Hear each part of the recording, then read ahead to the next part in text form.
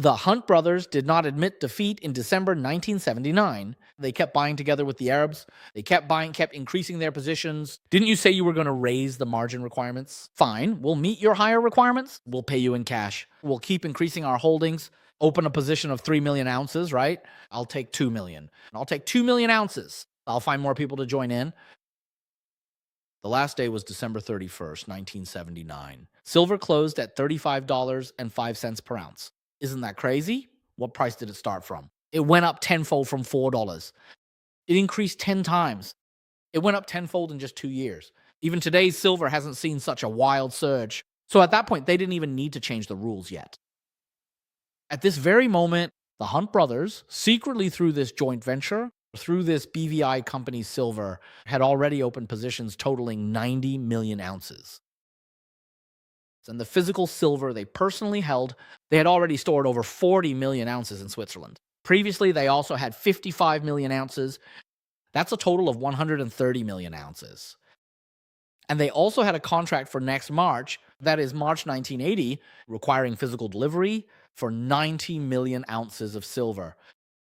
The whole world knew the Hunt brothers were sure to win.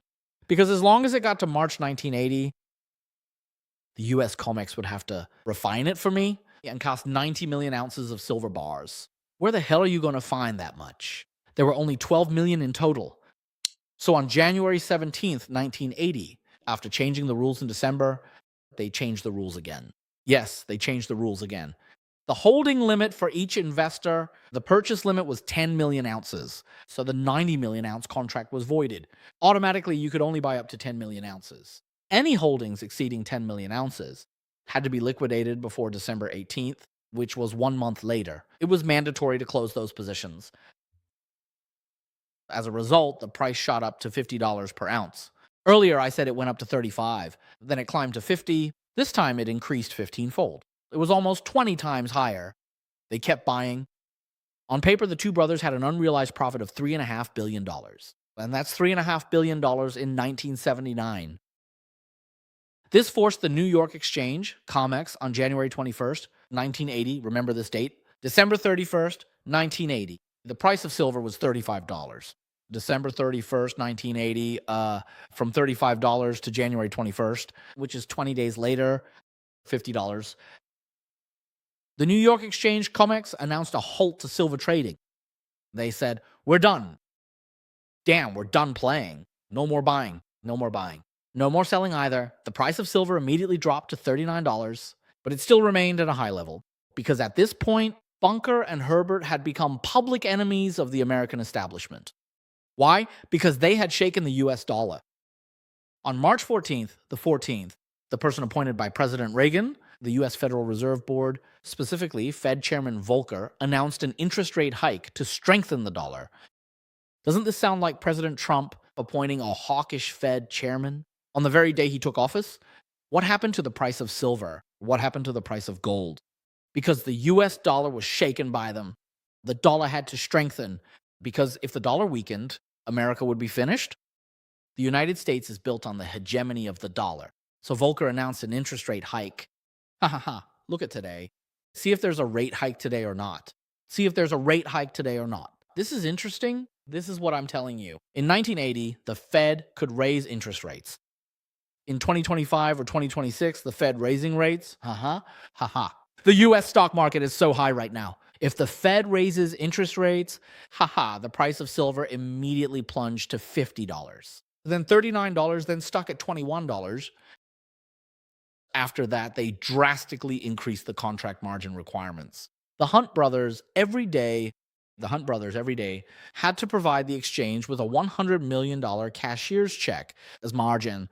Even if the two of them were as solid as the Arabs, even if Saudi Arabia's oil was that valuable, they still couldn't withstand this kind of play, so they ran all over Europe, pulling people in to buy gold together. But by March 25th, 2 months later, after 60 days, $600 million in cash had been burned through. They couldn't hold on any longer. On this day, March 25th, Bunker called Herbert and said just one short sentence. Let's give up. Let's give up. So the New York Exchange quickly spread the word, spreading rumors saying the Hunt brothers had gone bankrupt. They couldn't come up with the $135 million that was due today. Today, it had reached $135 million. These two brothers had already held out for 2 months. Wouldn't you say they were the richest? In March of 1980, he couldn't pay anymore. The $135 million due today didn't arrive. As a result, the price of silver plummeted. A few days later, the net assets in their futures account were down to only $90 million. At that time, the chairman of COMEX, Federal Reserve Chairman Volcker, and the U.S. Treasury Secretary, these three didn't sleep for 24 hours straight, constantly making sure to drive down the price of silver so that the Hunt brothers couldn't raise any more funds, forcing the two of them into bankruptcy. This is the power of the state. March 25th, this date is known in the financial industry as Silver Thursday. Silver Thursday. March 27th, Silver Thursday. On March 25th, he couldn't pay the margin anymore. On March 27th, those three guys hadn't slept for 24 hours. They didn't sleep at all. On March 27th, the market opened at $15.80. It closed at $10.80. $10.80. The stock market also plummeted along with it. The Federal Reserve raised interest rates. The drop was almost the same as the decline in silver. In these 2 days, the Hunt brothers not only lost all their own fortune, but also ended up owing the banks $1.5 billion. They declared bankruptcy. The war was over. It lasted for 48 hours. In the end, the war was over. The chairman of the Federal Reserve personally announced the Hunt brothers' bankruptcy.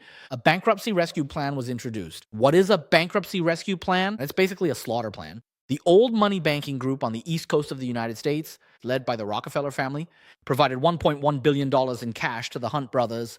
But the conditions for this $1.1 billion in cash was to mortgage the Hunt family's entire portfolio of premium assets in Texas, including their football team, including their real estate holdings, the top properties in Dallas. All the real estate in Dallas belonged to the Hunt brothers, including their ranches and dairy farms. All of it had to be mortgaged.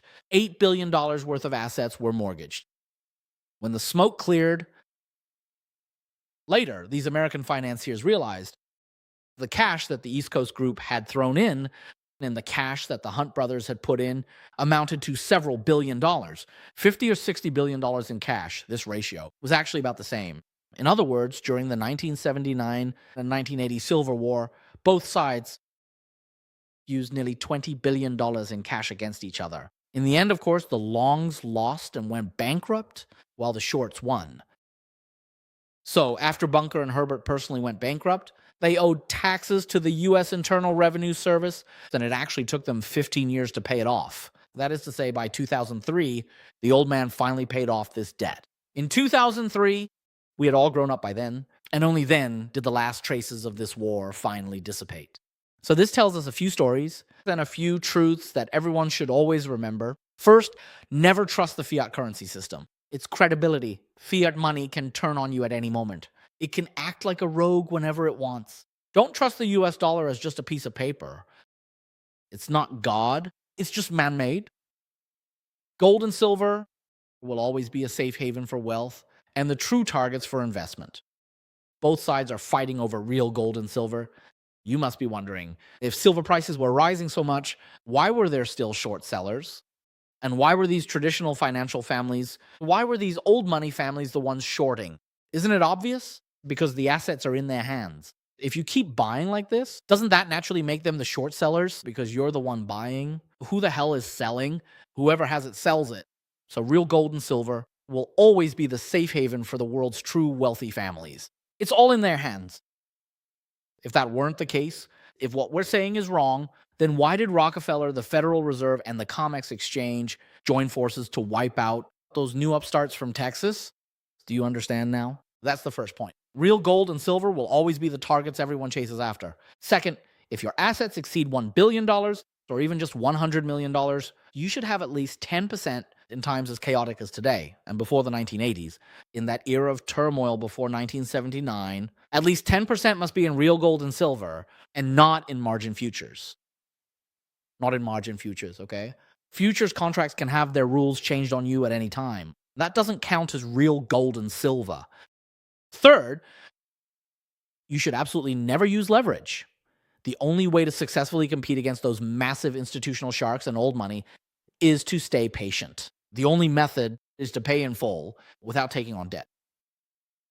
Because real gold and silver are things that even the world's top wealthy can't fully control in the financial arena and gambling table. If you don't use leverage, it becomes real gold and silver. But as soon as you use leverage, if you take out loans, if you use margin or whatever else, I've even seen people use 10 times or 20 times leverage. Some even use 50 times leverage. Before going bankrupt, Jiang Weixing used 50 times leverage. Let me tell you, a big shark can swallow you in one bite. This is the behavior of a fool. Fourth, the world is diverse. The world is made up of multidimensional information. You never know where a shark or challenger might be hiding in some corner. Even Wall Street and the establishment's deep government, they don't know either. So don't be so superstitious about them. Once you've made your decision and held on, just stop looking at it. If you want to drop, then drop. What does it have to do with me? Then it just can't drop any further. Every day, damn it. What's going on? Damn, should I sell or not? Did you use leverage? Did you buy it with a loan? Did you buy futures? You shouldn't play like this. This is not the same philosophy as ours. And if you play like this, it will embolden short sellers.